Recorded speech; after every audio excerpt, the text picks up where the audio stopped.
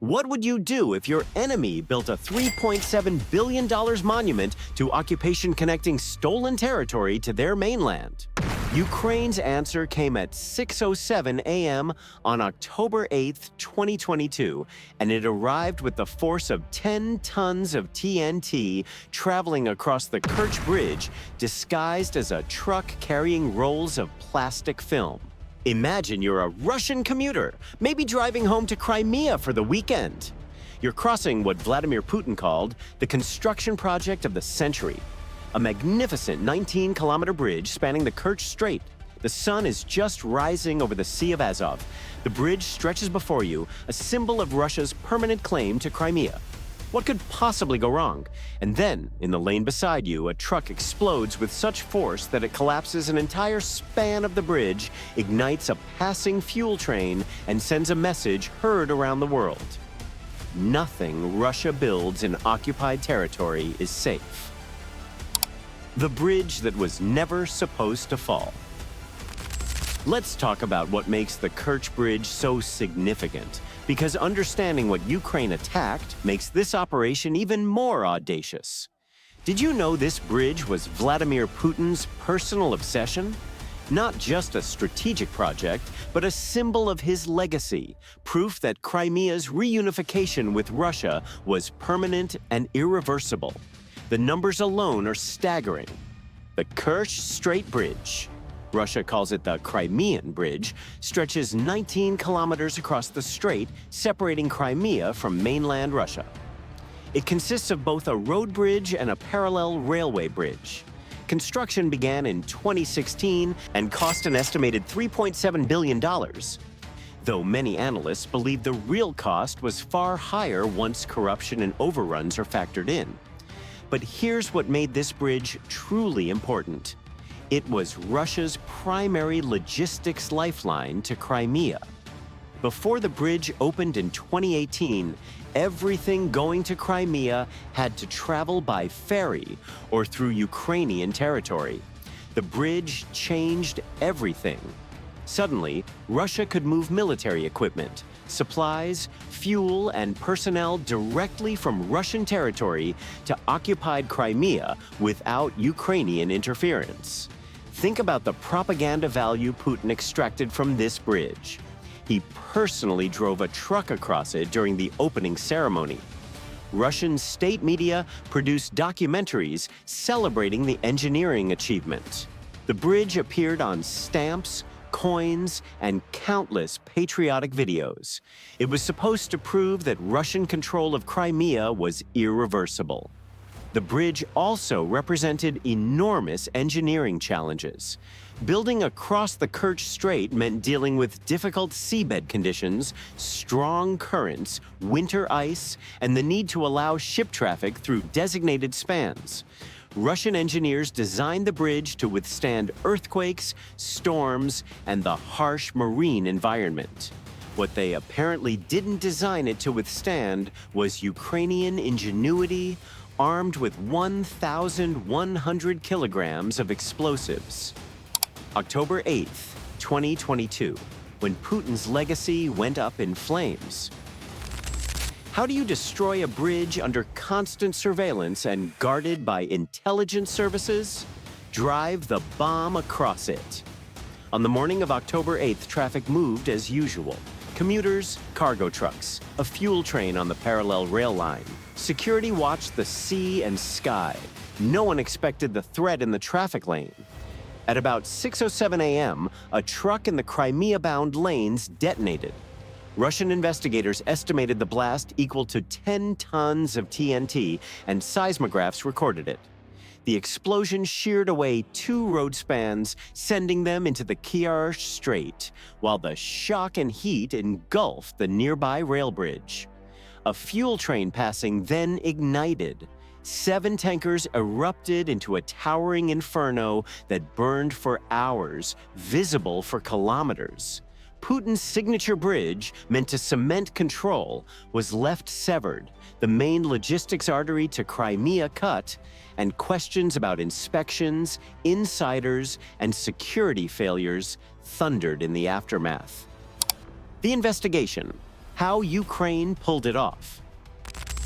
Russian investigators descended immediately, desperate to understand how security had been breached so spectacularly.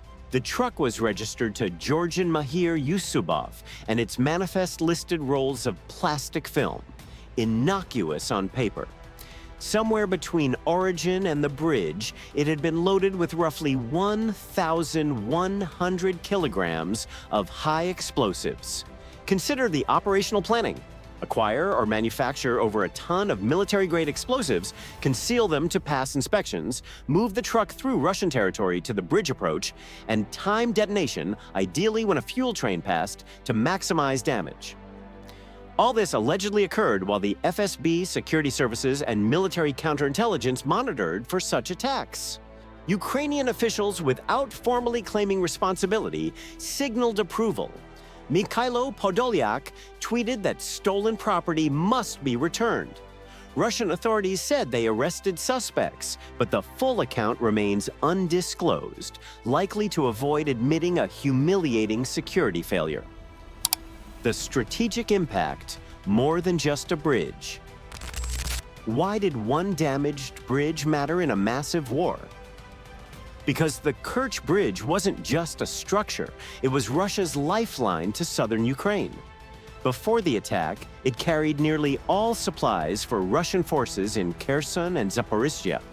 When the bridge was hit on October 8th, Russia had to reroute everything through Mariupol and occupied Donbas. A longer, weaker supply line vulnerable to Ukrainian strikes. The timing was brutal. Ukraine's counteroffensive in Kherson was already pressuring Russian troops, and the bridge's loss crippled their logistics, hastening Russia's retreat from the Dniepro's west bank. Beyond strategy, the psychological blow was immense. Putin had called the bridge a symbol of unity and strength. Seeing it in flames shattered that illusion. For Ukraine, it proved something far more powerful. Nowhere in occupied territory was truly safe from its reach. The Russian response, missiles and rage. Putin's response to the bridge attack was swift and brutal. Within 48 hours, Russia launched one of the largest missile barrages of the war, striking over 80 targets across Ukrainian cities, heavily focusing on energy infrastructure and civilian areas. The message was explicit. Attack our bridge, and we'll attack your cities. Moscow hoped to terrorize Ukrainian civilians into pressuring their government. But this strategy had a fundamental flaw. Ukrainians had already endured months of strikes. They wouldn't be coerced by more missiles. Russian engineers quickly restored traffic, but the psychological impact was permanent. Every driver and engineer now knew the bridge was vulnerable. These enhanced steps came at a cost: reduced traffic flow, delays, and the gnawing uncertainty about whether Ukrainian intelligence had already found another way to strike. July 2023, Ukraine strikes again. You'd think after the October 2022 attack, Russia would have made the bridge impregnable, right?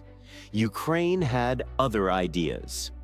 On July 17, 2023, Ukraine struck the bridge again, this time using what appeared to be maritime drones. The attack damaged the road bridge, again disrupting traffic and forcing temporary closures. While less spectacular than the October 2022 truck bomb, the July attack delivered an even more worrying message to Russia. Ukraine could strike the bridge using multiple methods. If Russia secured the bridge against truck bombs, Ukraine could use maritime drones. If Russia defended against maritime attacks, perhaps missiles would work. The bridge was 19 kilometers of vulnerable infrastructure that needed defending along its entire length, 24 hours a day, against multiple potential attack vectors. How do you defend that? The answer is, with great difficulty and enormous resource expenditure. Anti-drone systems along the entire bridge length. Every soldier guarding the bridge was a soldier not fighting in Donbas. Every air defense system protecting the bridge was one not protecting Russian forces elsewhere. Ukraine had turned Russia's prestige project into a resource sink. 2025, the underwater attack. Just when Russian engineers thought they'd secured the bridge, Ukraine unveiled a new attack method: underwater explosives.